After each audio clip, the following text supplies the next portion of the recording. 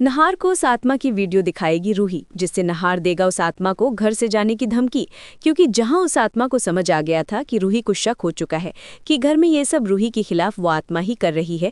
इसलिए रूही की जगह लेने के लिए वो आत्मा एक लड़की का भेष बना लेती है और रूही के सामने मजबूरी का नाटक करके उसके साथ घर पहुंच जाती है, जिससे उस समय तो रूही को समझ नहीं आता कि रूही अपने साथ कितनी बड़ी मुसीबत उठाकर ला रही है।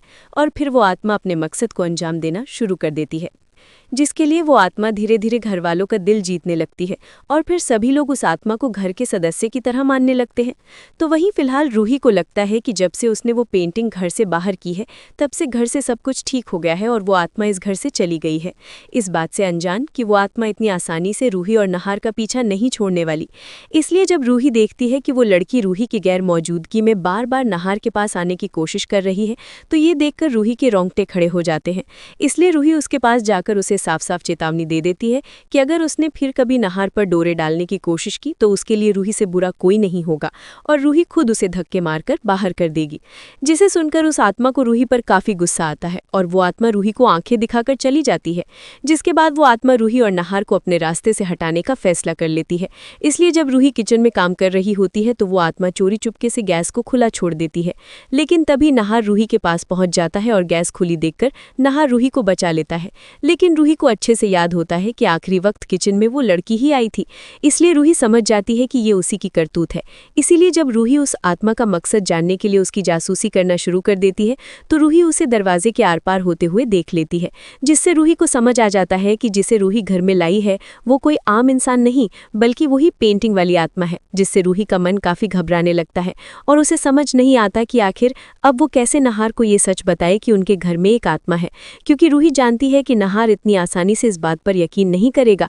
इसलिए रूही उस आत्मा के खिलाफ सबूत जुटाना शुरू कर देती है।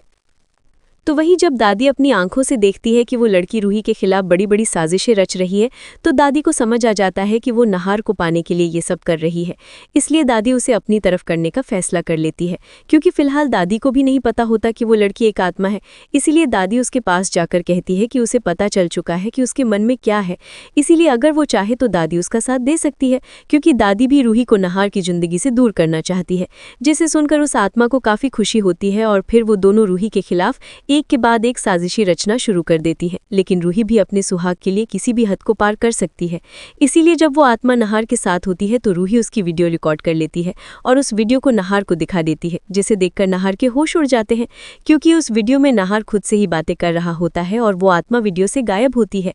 जिससे नहार समझ जाता है कि रूही इतने दिनों से सही कह रही थी कि वो लड़की आत्मा है।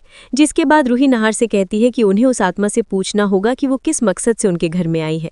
इसलिए नहार और रूही जब उस आत्मा के कमरे में पहुंचते हैं तो नहार उस आत्मा से साफ साफ कह देता है कि उन्हें उस आत्मा का राज पता चल चुका है, इसलिए वो आत्मा उन्हें बता दे कि आखिर वो उनके घर में क्यों आई है। जिसे सुनकर वो आत्मा अपने असली रूप में आ जाती है और जोर जोर से हंसने लगती है। जिसके बाद वो रूही और नहार को बताती है कि उसे नहार से प्यार हो गया है, इसलिए उसे सिर्फ नहार चाहिए। जिसे सुनकर नहार को उस आत्मा पर काफी गुस्सा आ जाता है और वो उसे चुपचाप घर छोड़ने की धमकी दे देता है। लेकिन वो आत्मा अपनी जिद नहीं छोड़ती और कहती है कि नहार के बिना वो यहाँ से कहीं नहीं जाएगी। जिससे अब आगे रूही और नहार मिलकर उस आत्मा को शांति दिलवाने का रास्ता ढूंढेंगे। इसलिए अगर आप भी चाहते हैं कि जल्द से जल्द वो आत्मा नहार और रूही की जिंदगी से दूर चली जाए तो वीडियो को लाइक करने के बाद कमेंट्स में अपनी राय देना ना भूलें।